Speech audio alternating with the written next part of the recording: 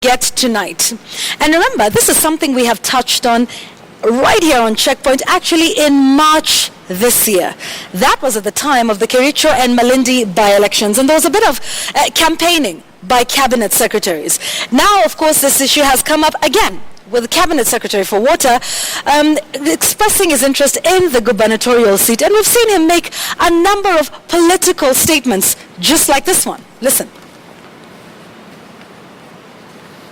Lakini kile pia ningependa kuambia wazi ya kwamba Mheshimiwa Wetangula akisimama hapa akisema hawezi akamuunga Mudavadi, lazima Mudavadi amuunge. Watafaulu kweli?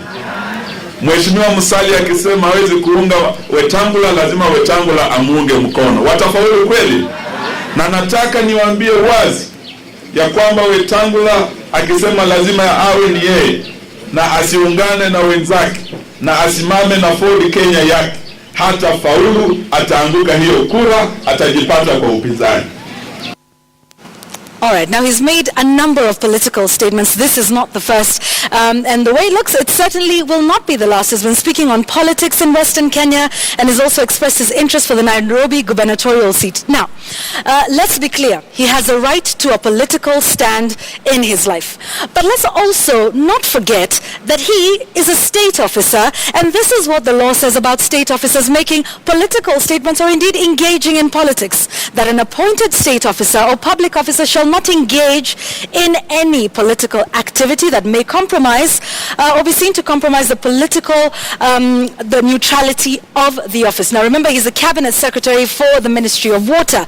This is according to the Leadership and Integrity Act 2012, Section 23, subsection 2. Now, just in case you want to get more understanding on this, let's again, as we did before here on Checkpoint, define this further. Who is a public officer? And a public officer, it also goes on to say, shall not engage in the activities of any political party candidate or act as an agent of a political party or a candidate in any election.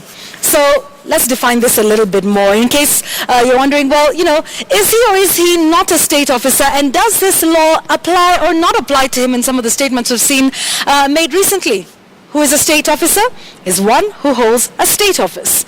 Let's break it down a little further for you here, lest we forget the meanings of this that were put in our constitution. A state office means any of the following offices: the presidency, deputy president, cabinet secretaries, and members of parliament. So lest we forget, it is his constitutional right, and indeed of any other cabinet official, to hold political views. But lest we forget as well that state officers need to make sure that they maintain the political neutrality of their offices.